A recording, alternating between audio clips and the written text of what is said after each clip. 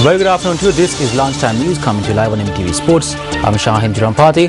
Let's start off with a look at your headlines. Atmospheric conditions are still favourable for rainy weather over the island. It will take another 20 days to bring the number 2 generator at the Norochule power plant back to its operational status. A statement from the CEB. President instructs state banks to commit to serve the public in a more efficient and cordial manner. Pakistan's third largest party to quit parliament to force Prime Minister resignation. Now here are the stories in detail. President Mahinda Rajapaksa has instructed state banks to be committed to serve the public in a more cordial and efficient manner while taking part in the news development process.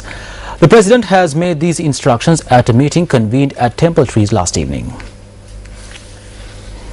President Mahinda Rajapaksa had instructed officials from state banks that the living conditions of the people in rural areas have been uplifted with the ongoing development program taking place in the country.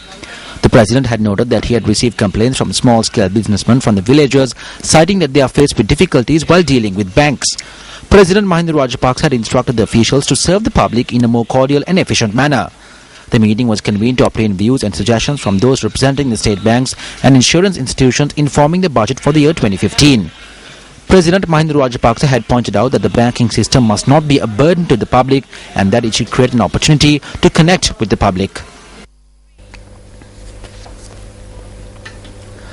The Department of Meteorology says that atmospheric conditions are still favourable for rainy weather over the island. Deputy meteorologist Jeevan Karnaratne speaking to Newsfirst said that several areas may experience a heavy rainfall of over 100 millimetres. The Department of Meteorology says that showers or thunder showers will occur at times in the western, Sabargamu and central provinces and in the Gaul and Mathura districts. It adds that thunder showers will develop at several places elsewhere, particularly during the afternoon and night. General public is also requested by the department to take adequate precautions to minimize the damages caused by lightning activities. The highest rainfall was recorded from Ratnapura during the past 24 hours, which ended at 8:30 this morning. A rainfall of 83.2 millimeters was reported. Several areas that were affected by the drought received rain last night. Ampara received a rainfall of 17.5 millimeters, while Aralaganvila received a rainfall of 15.1 millimeters. Meanwhile, Monaragala received a rainfall of 18.6 millimeters and Polonnaruwa received a rainfall of 11 millimeters. A rainfall of 9 millimeters was recorded from Anuradhapura. The Ceylon Petroleum Corporation has announced that a new variety of high-standard diesel will be released to the local market from the 22nd of August. Acting Chairman of the CPC's Secretary to the Prime Minister, S. Amarasekara, said that the new variety of diesel will be sold at 145 rupees per litre. In the meantime, the Ceylon Electricity Board says that it will take another 20 days to bring the number 2 generator at the Norochule power plant back to its operational status. The number 2 generator was not in operational status since last Wednesday after a disturbance was reported. Spokesperson for the CEB, Deputy General Manager Sinajit Dasanayaka, said that maintenance work on the generator is currently underway. He added that Chinese technical officers and CEB engineers are working on the process. He went on to note that the malfunction of the number 2 generator has no effect on the national grid. The Karandiyana Mihisaru Compost production yard was declared open yesterday by Minister of Labour and Labour Relations Gamini Lokage. The Karandiyana Mihisaru Compost production yard was constructed to collect all the waste disposed by the local government institutions in the Western Province and transform it to compost. The Waste Management Authority said that the new plant will be able to convert waste and produce 60 metric tons of compost.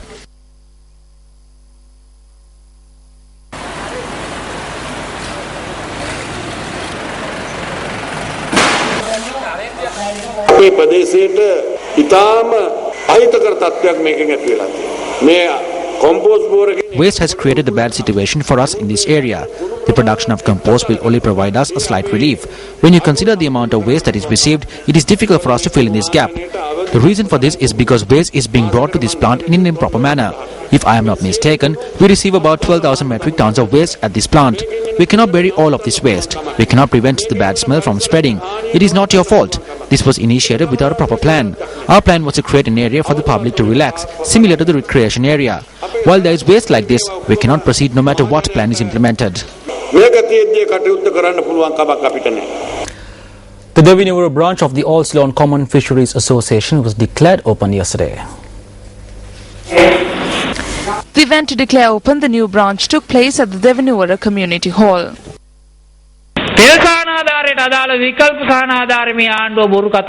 The government is lying when they say that an alternative relief will be provided as a replacement to the fuel subsidy. They will distribute a few nets in several places. The elections are drawing closer. This is the spring. Next is the winter. Because there is no sea in the Uva, the fishermen receive nothing. If there was sea in Uva, it will be spring for fishermen. But there is no sea, so it is winter for them. Spring will arrive again. It is then that we have to ask for tax concessions. Give us back the fuel subsidy. If not, reduce the fuel prices. An accident involving a lorry and a motorbike in Navagategama, Anamadu claimed the life of one person. A motorbike plying from Anamadu to Navagategama had collided onto a lorry that was travelling in the opposite direction. One of the three persons riding on the motorbike died. The two other persons who sustained serious injuries were admitted to the Anamadu Rural Hospital and were later transferred to the Puttlam Base Hospital.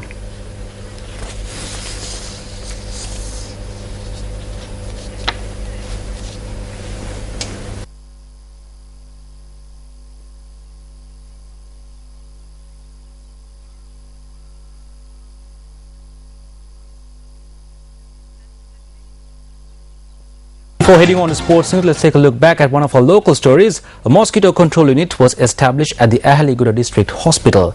The establishment of the unit comes as a result of the research conducted by the Ahaliguda District Medical Officer, Dr. Shanta Abe Vikrama.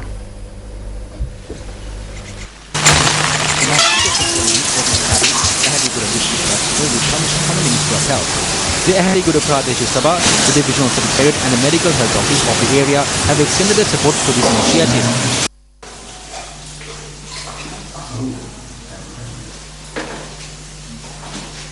ඇල්කී සහිත ජලය දාලා තිබ්බාම මදුරුව විතර දානවා. මදුරුවට ඒ වාදනයේදී ගොඩක් දුරකට යන්න ඕමනාවක් නැහැ. Mosquitoes lay their eggs in water which contain algae, so the mosquito need not fly far to find that water container. To test this, we commenced research at this hospital on the 6th of June. Mosquito larvae are reported 4 times a day within these containers. We collected all these mosquito larvae and placed them at the mosquito control unit. We have a separate container for this purpose and we allow these mosquitoes to grow. If we did not follow this process, the mosquitoes will breed in the open environment. We reported these findings to the Minister of Health, Maithripala Sirisena. He instructed us to implement this continuously in the area.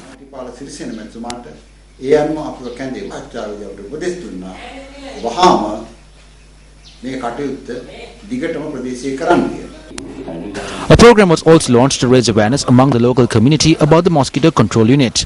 The program dubbed the Ahalamal campaign was launched under the auspices of Minister of National Languages and Social Integration, Vasudevan Anayakara.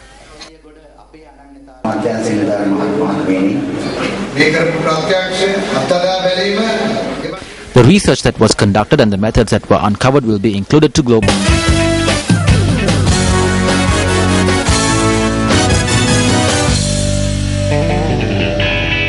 Sri Lanka's e-library Nanasala program has been presented with this year's Access to Learning Award presented by the Bill and Melinda Gates Foundation. The e-library Nanasala program, the winner of this year's Access to Learning Award, was awarded a cash prize of $1 million. With 283 centers, ELNP constitutes a key component of the wide Nanasala telecenter network, which currently numbers more than 790 countrywide.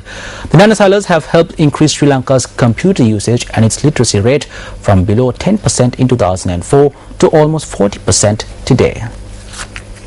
And with that, we wrap up lunchtime news. As always, it is a pleasure having with us. For the Newsfirst team, I'm Shahin Jurampati. Hotline 014896 www.newsfirst.lk. Feedback at newsfirst.lk.